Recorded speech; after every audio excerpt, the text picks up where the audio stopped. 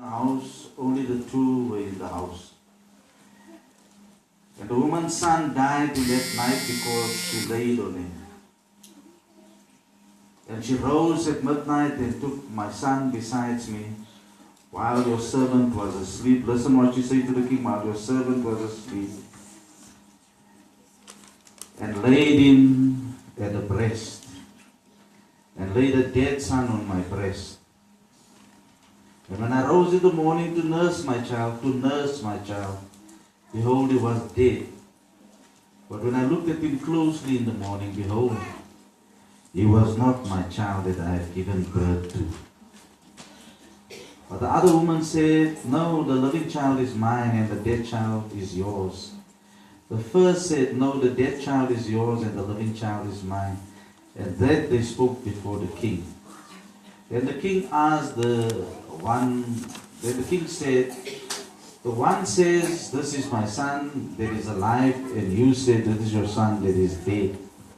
And the others say, no, but your son is dead, and my son is living. And the king said, bring me the sword, so that bring me the sword before the king. And the king said, divide the living child in two, and give half to the one and half to the other. Then the woman whose son was alive said to the king, because her heart yearned for her son, O Lord, give me the living child and by no means put him to death. But the other one said, he shall neither be mine nor yours, divide him. Then the king answered, give the living child to the first woman, by no means put him to death, because she is the mother. The tale of two mothers.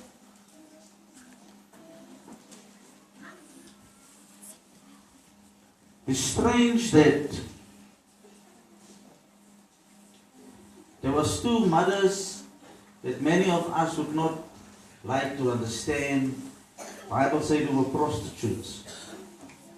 And they both lost their baby. Now the first woman, I say, deserves a medal. That changed the baby and took the living baby.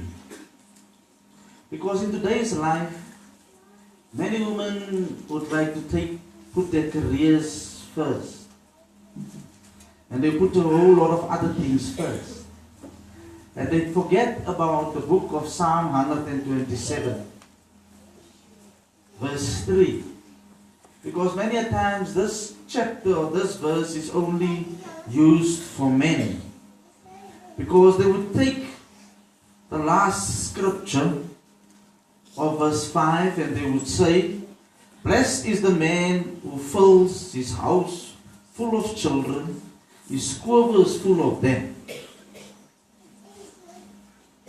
But there's a scripture prior to that that's more powerful than that. It's verse 3. Verse 3 says, behold,